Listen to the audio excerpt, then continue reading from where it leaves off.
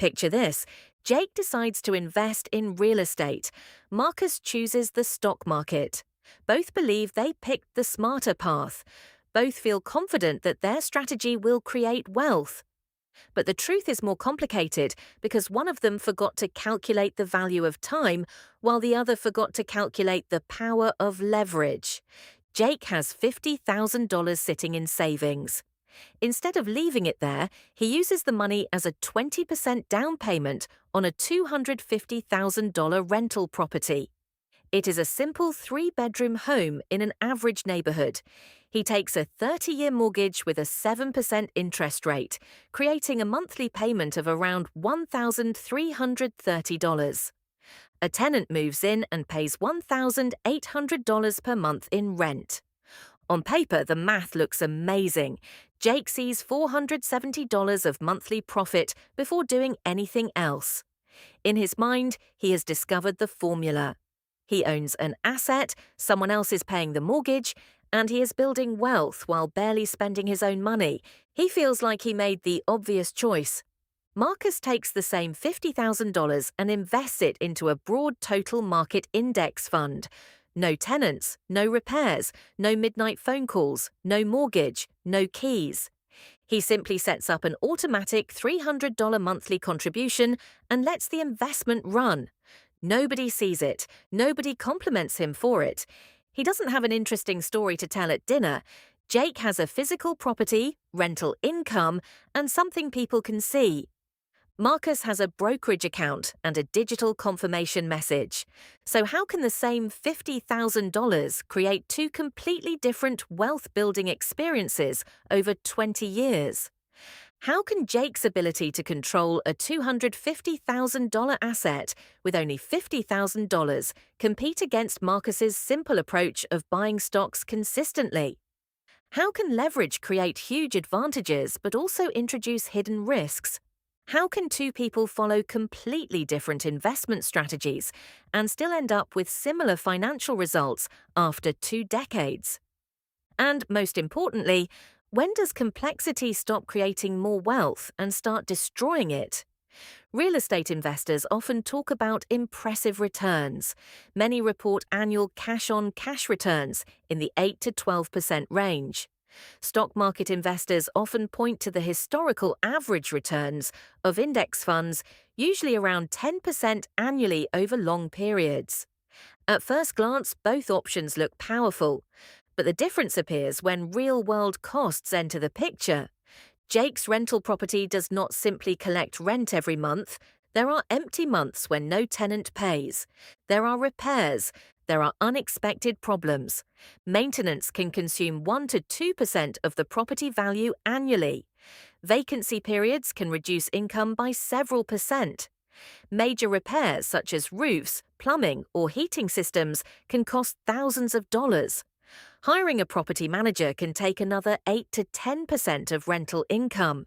The numbers that looked perfect on paper become much smaller in reality. After accounting for actual expenses, Jake's true cash return may be closer to 3 to 5% after the first decade. Meanwhile, Marcus continues investing automatically. No repairs, no emergencies, no time spent dealing with problems.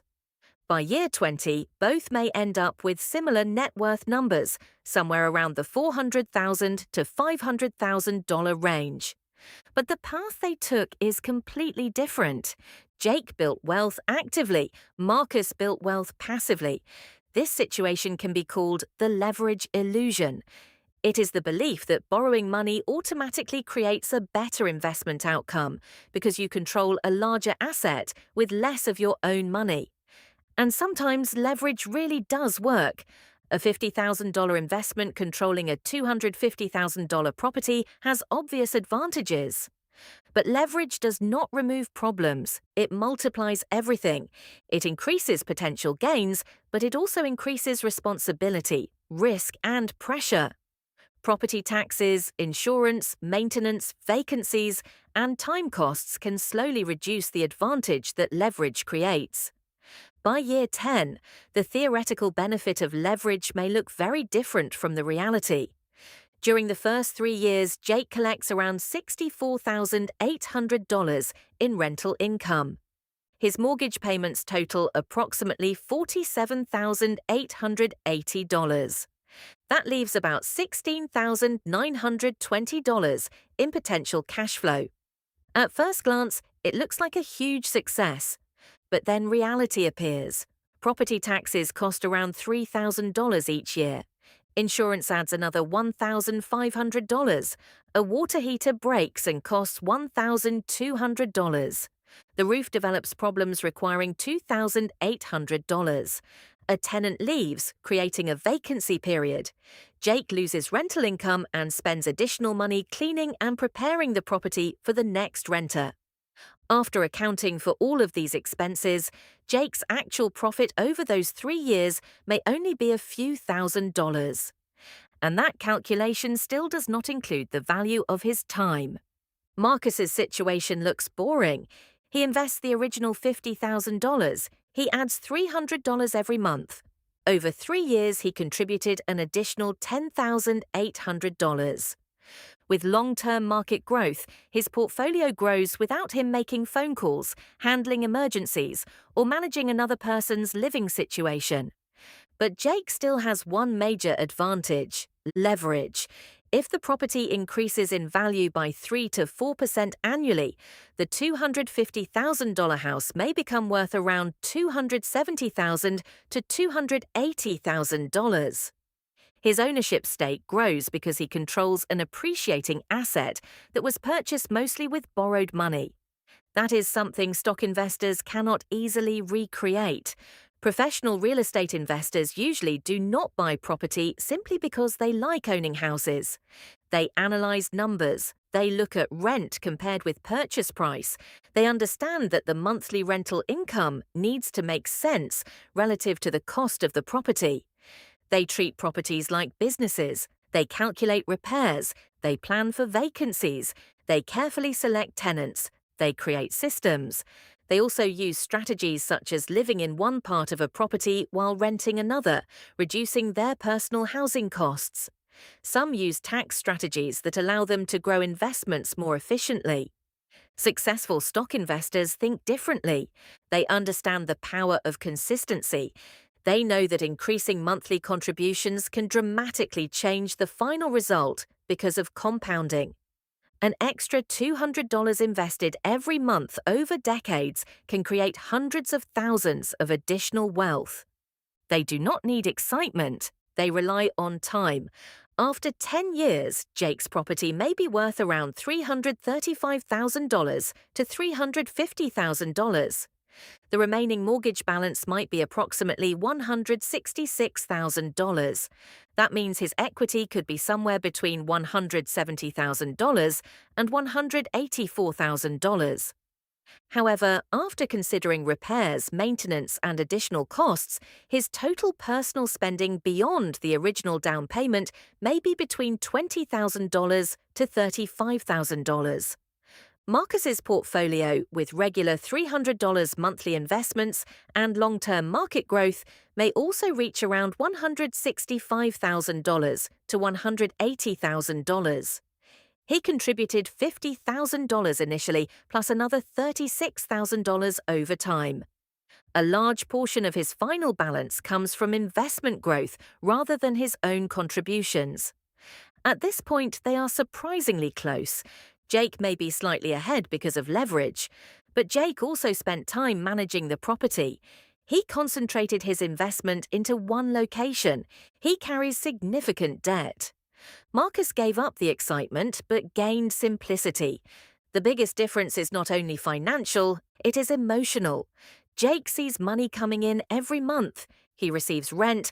He sees the house. He feels like he is actively winning. Marcus sees a number on a screen. There is no dramatic moment, no tenant paying him directly, no physical asset he can walk through. This creates a psychological trap. People often choose investments based on what feels impressive rather than what creates the best outcome for their specific situation. Both strategies can work. Neither is automatically superior. The better choice depends on the person. Stop asking whether real estate or stocks are universally better. Ask better questions. Are you in a market where rental income actually makes sense? Are you willing to manage property like a business? Can you handle emergency repairs? Can you afford a sudden $10,000 expense? Do you have the patience to deal with tenants? If the answer is yes, real estate can be powerful. If the answer is no, the simplicity of index investing may be the better option. And there is another possibility. You do both. Many successful investors own property while also investing in stocks. The goal is not choosing a team.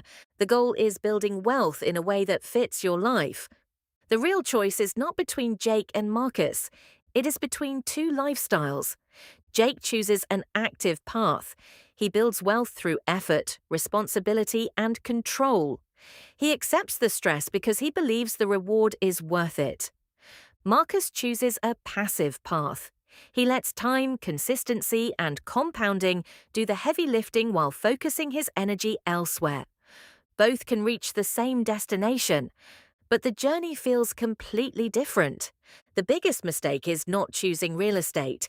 The biggest mistake is not choosing stocks. The mistake is making a decision because of a headline, a social media video, or something someone said without analyzing your own situation. The best investment strategy is the one that considers the complete picture: your money, your time, your stress tolerance, your goals. Because the answer is not the one that sounds the most impressive. It is the one that actually works for your life.